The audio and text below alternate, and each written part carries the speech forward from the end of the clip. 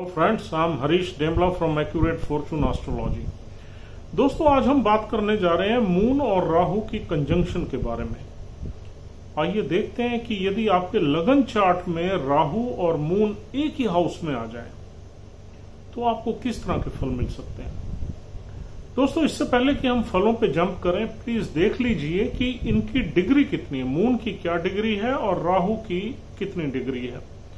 अगर इन दोनों की डिग्री में 3 डिग्री से नीचे का डिफरेंस है तो आपको रिजल्ट्स बहुत ज्यादा मिल सकते, और 10 डिग्री से ज्यादा का डिफरेंस है तो आपको रिजल्ट्स कम मिल सकते हैं, और 3 से 10 डिग्री का डिफरेंस है तो आपको रिजल्ट्स नॉर्मल वे में मिल ही सकते हैं, और 1 से कम है तो फिर ये वेरी क्लोज कंजंक्शन में आ जाएगी और आपको इसके बड़े स्ट्रांग रिजल्ट्स मिलेंगे। दोस्तों, देखते हैं कि मून क्या है। मून हमारी इमोशंस है, हमारा माइंड है, बड़ा डेलिकेट प्लैनेट है, फास्टेस्ट मूविंग प्लैनेट है, और हमारे माइंड को बहुत ज्यादा इन्फ्लुएंस करता है। और इसका रिलेशन हमारी मदर से भी है, और इसका रिलेशन हमारी जो बॉडी में वाटर है उससे है। मून का संबंध मिल्क से भी है, क्योंकि मून हमारी चेस्ट और थ्रोट, इन मतलब अपर चेस्ट को गवर्न करता है, तो इसलिए इसका संबंध मिल्क से भी है। And moon is a very very soft and delicate planet, और मून जो है वो बहुत ही रॉयल प्लैनेट है, बहुत ही वेल्थ से उसका कनेक्शन है, और हमारी जो मेंटल साइकोलॉजी है, मतलब हमारी जो साइकोलॉजी है या साइकिक एबिलिटीज हैं, उसका भी संबंध चंद्र से ही है। और अब देखते हैं कि राहु क्या है। Rahu is a very obsessed energy. Rahu एक एलियन प्लैनेट है, छाया ग्रह है, तो एक एलियन एनर्जी है। राहु का संबंध फॉरेन की चीजों से है, फॉरेन लैंड से है, फॉरेन गुड से है। राहु का संबंध ड्रग से है, मेडिसिन से है, इंटॉक्सिकेशन से है। राहु एक इल्यूसिव प्लैनेट है। राहु का संबंध इनोवेशन से है, रिसर्च से है। And Rahu is very mysterious planet, और Rahu is very powerful planet. Rahu से हम अपनी लास्ट लाइफ की अनफुलफिल्ड डिजायर्स देखते हैं, यानी कि जो डिजायर्स हम इस लाइफ में लेके आए हैं वो राहु से ही हम देखते हैं। यानी कि राहु जिस घर में रहता है उन चीजों को हमें अचीव करना है इस लाइफ में, वही हमारी डिजायर्स हैं जिससे अचीव करने के लिए हम आए हैं। तो Rahu is a very very very very powerful energy. अब एक तरफ सॉफ्ट एनर्जी है, एक तरफ डेलिकेट हार्ड एनर्जी है, हार्श एनर्जी है, एंड दूसरी तरफ इमोशंस हैं, और यहाँ इल्यूजन है। तो अब इनमें एक मर्जर हो गया, यानी कि हमारे मन को राहु इन्फ्लुएंस कर देगा।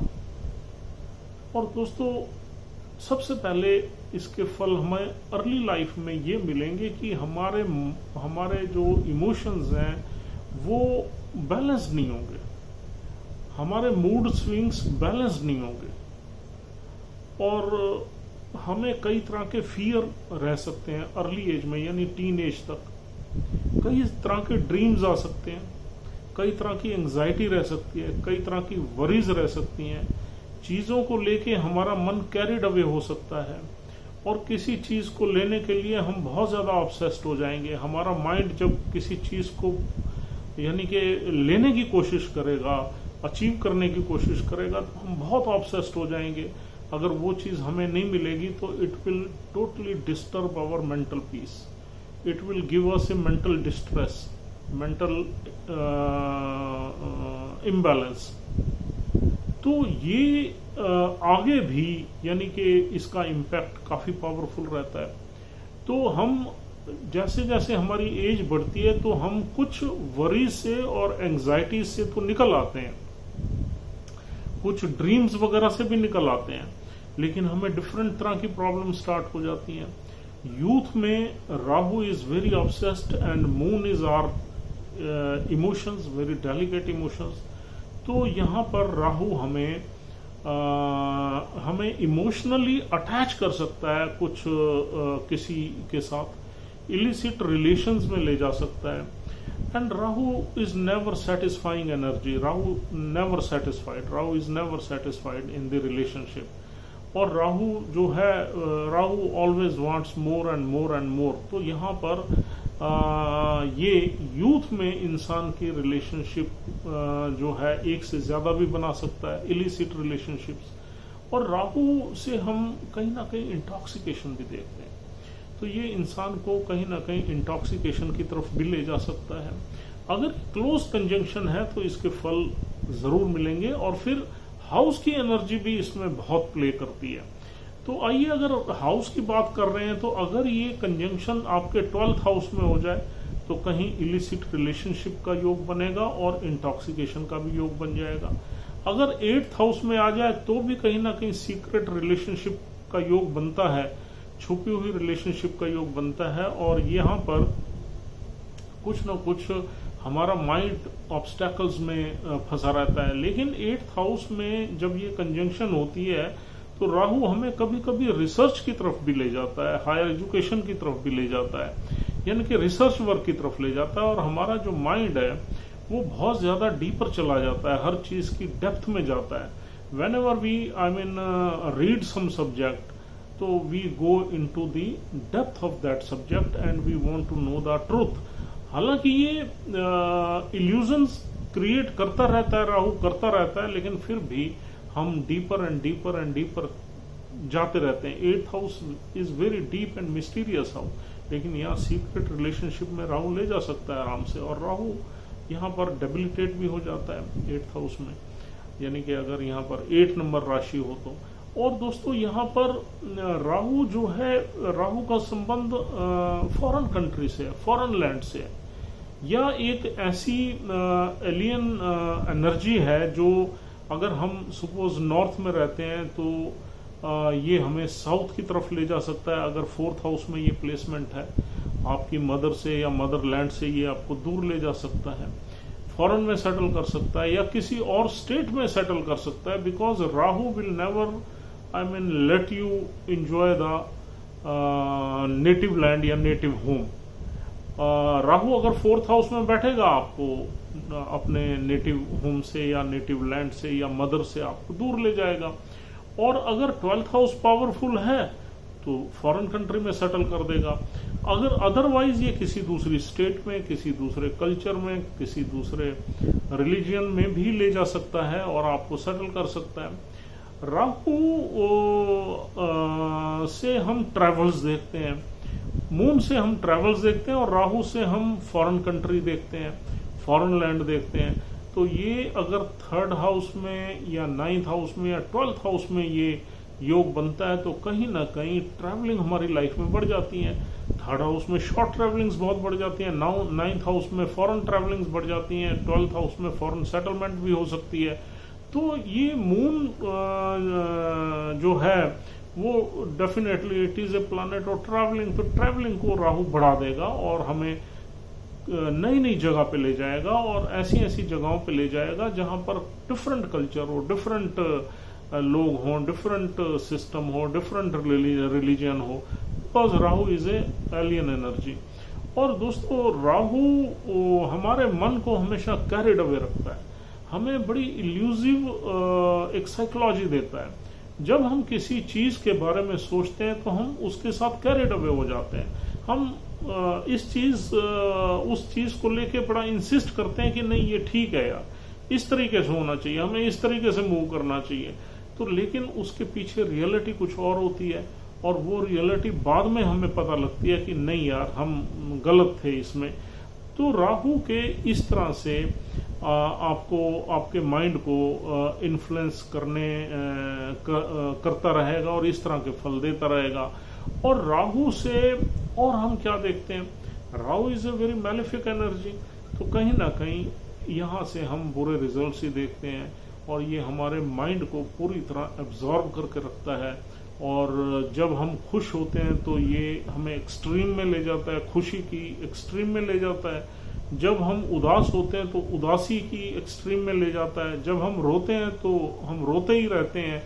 और जब हम यानी कि कोई भी काम करते हैं, कोई भी इमोशंस जिसमें इन्वॉल्व होती है, तो डेफिनेटली ये हमें एक्सट्रीम में ले जाता है। अगर हमें गुस्सा आ जाए, हमारा मंगल वगैरह वीक पड़ा है या नीच का पड़ा है या कहीं मांगलिक दोष है हमारी कुंडली में, तो हमें यहाँ पर राहु हमारे मन को पूरी तरह इम्पैक्ट कर देता है। मंगल भी अपने रिजल्ट्स देता है, राहु भी। मंगल हमें अग्रेशन देता है, राहु एक्सप्लोड कर देता है उस अग्रेशन को, हमारा माइंड पूरी तरह से डिस्टर्ब कर सकता है। और अगर हमारी चार्ट में बुध की पोजीशन ठीक है तो इसके रिजल्ट्स थोड़े से बैलेंस्ड वे में मिलेंगे। अगर राहु के अच्छे रिजल्ट्स मिले तो हमें बहुत कुछ दे भी सकते हैं, हमें इनोवेशन में ले जा सकते हैं, हमें रिसर्च वर्क में ले जा सकते हैं, हमें हमारे माइंड में यानी कि एक स्ट्रेंथ दे सकते हैं। अगर हमारा बुध ठीक है तो इंटेलिजेंस अगर हमारे में बहुत ज्यादा है और कहीं ना कहीं एनालिटिकल हमारा माइंड है तो यहाँ पर Rahu will play a positive role. और हम किसी भी चीज को करने में हम आसानी से नहीं घबराएंगे, हम उसमें अपना पूरा मन लगा देंगे और इंटेलिजेंस लगा देंगे और उसको कर लेंगे। और दोस्तों राहु से हम फॉरेन सेटलमेंट भी देखते हैं। तो राहु अगर हमारा बुध ठीक है चार्ट में तो राहु हमें फॉरेन सेटलमेंट भी करवा सकता है और कहीं ना कहीं फॉरेन कंट्री में हमें अच्छे रिजल्ट्स दे सकता है, हमारी लाइफ सेटल कर सकता है। और दोस्तों राहु ऐसा प्लैनेट है, जब ये हमें फॉरेन कंट्री में ले जाता है, अगर हमारा 12th हाउस थोड़ा सा संभला हुआ है तो ये हमें बहुत अच्छा सेटल कर देता है, क्योंकि देन ही गेट सेटिस्फाइड कि यार नहीं, I have influence the native to migrate from his motherland to foreign land. तो वहां पर ये आपको सारी सुख सुविधाएं देगा। राहु से हम डेफिनेटली लेटेस्ट टेक्नोलॉजी देखते हैं, ये आपको कहीं ना कहीं इंजीनियरिंग से रिलेटेड, टेक्नोलॉजी से रिलेटेड आपको एजुकेशन दे सकता है, आपको कैरियर दे सकता है और आगे बढ़ा सकता है। और आपको सुख सुविधाएं, मॉडर्न फैसिलिटीज, मॉडर्न सुख सुविधाएं सारी दे सकता है। तो राहु हमें मून के साथ बैठ के अच्छे रिजल्ट्स तभी देगा जब हमारे चार्ट में बुध की प्लेसमेंट अच्छी हो, या हमारे चार्ट में गुरु की प्लेसमेंट अच्छी हो, या फिर कहीं 12th हाउस या 9th हाउस हमारा संभला हुआ हो।